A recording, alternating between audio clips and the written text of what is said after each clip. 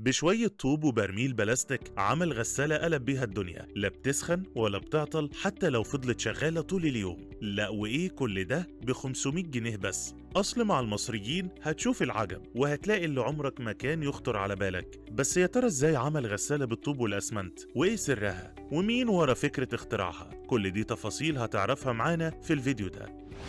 تخيل معايا راجل سبعيني بسيط من الشرقية، لا مهندس ولا خريج جامعة ولا عنده ورشة كبيرة، عمل غسالة ب500 جنيه و250 طوبة بس عشان تنافس الغسالات اللي جاية من الصين واليابان. والسبب مش تجارة ولا شهرة، السبب انه ينقذ مراته من خطر الكهرباء بعد ما تعرضت لصدمة وهي بتغسل. ومن هنا بدأت الحكاية. الحاج سيد عبد الحميد راجل على باب الله من قرية بسيطة في الشرقية. الراجل بيحب يعتمد على نفسه في كل حاجة ببيته. لما الغسالة القديمة باظت مفكرش يشتري جديدة ولا يستلف فلوس علشان يصلحها، لا ده قعد يفكر ازاي يعمل حاجة امان وتكون رخيصة وتستحمل الشغل الكتير. وبعد تفكير وتجارب طلع بفكرة غسالة من الطوب والاسمنت. الغسالة اتبنت ب 250 طوبة احمر وشكارة اسمنت وبرميل بلاستيك وموتور غسالة قديم مستعمل وخرطوم صرف وحنفية عادية، واتثببت في الارض علشان تبقى امان اكتر وتستحمل الاهتزاز. وتكلفتها وقتها كانت حوالي 500 جنيه. بس الحاج سيد قال ان لو حد طلب منه الغسالة دي هيعملها، لكن دلوقتي الوضع اتغير، مش هتتعمل ب 500 جنيه لان الحاجة غليت، ده ممكن توصل لاكتر من 1000 جنيه. بس عموما ده رقم بسيط جدا قدام اسعار الغسالات الاوتوماتيك.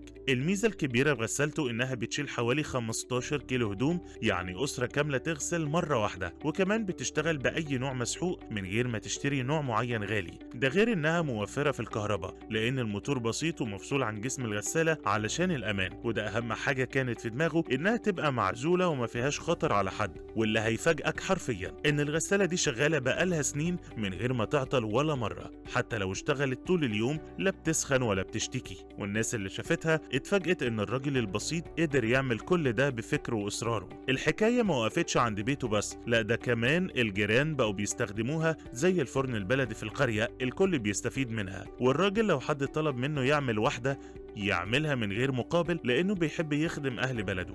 الحاج سيد بيقول انه ما بيحبش يستعين بالصنايعية غير في الحالات الضرورية، وبيحب يحل مشاكله بنفسه. وده اللي خلاه يخترع الحل البسيط ده والذكي. ما هي فعلا الحاجة ام الاختراع. ابن الشرقية ما بيعرفش يقرأ ولا يكتب، بس اثبت ان الفكرة اهم من الشهادة، وان اللي عايز يعمل حاجة بيعملها مهما كانت الامكانيات بسيطة. وان الاختراع مش محتاج معمل كبير قد ما محتاج عقل يفكر وقلب عايز يحمي بيته. يلا شاركونا في التعليقات وقولوا لنا لو معاكم نفس الامكانيات تقدروا تعملوا زي الحاج سيد، ولا هتقولوا الظروف مش مساعدة؟